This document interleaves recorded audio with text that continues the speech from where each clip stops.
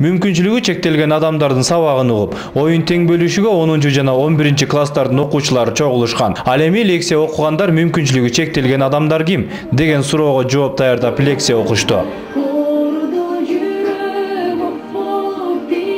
Марафондун катышуучулары окуучуларга өздөрү туурасында айтып беришти. Алардын айтуусунда көбүнчө адамдар бир карыш туура эмес баскандан эле мүмкүнчүлүгү чектелип калышы мүмкүн. Мисалга мына бул өзүн ташып жүрүүчү лөлүдө отурган жаран жаш кезинде бийиктиктен көлгө секирип түшөм деп омурткасын жылдырып алып, басуу мүмкүнчүлүгүнөн ажыраган. Ал эми максатты кичинесинде энеси колунан түшүрүп ийгенден эле көрүүсү начарлап кеткен. Я веду полноценный образ жизни, несмотря на то, что у меня есть инвалидность первой группы.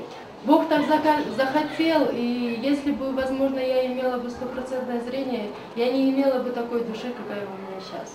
Кичинесинде юрист болом деп максат кылган Бакай бүгүнкү күндө өз сүйгөн кесибинде окуп жатат. Көзүнүн көрүп кетиши үчүн Кыргызстан эле эмес, чет өлкөгө чейин барып бир канча жолу операция жасатып, бирок майнап чыкпаган соң көзүн көз доктурларга улам эле чукулата бергиси келбей калыптыр. Анын айтымында көзүнүн көрбөй калышынын себеби 6 классында дос баласы менен күрөшүп ойноп жатып, досунун бармагы көзүнө кирип кеткенден эле башталган. İşte kol boyu tuşu kaplerinden ayıgat ötkөт etti. Bir jumadan keyin уже менин көзүм көрбөй калды.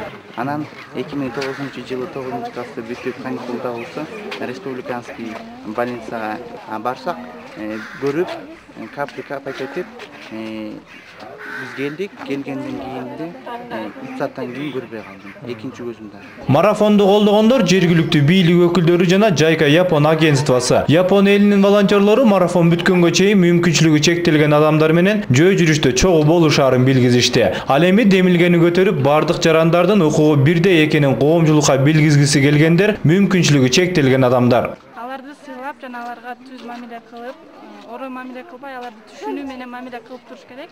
Анткени алар да биздей адам, алар да биздей окуган, биздей кыялданышат. Мындай болсом, тигиндей максат коюп астына.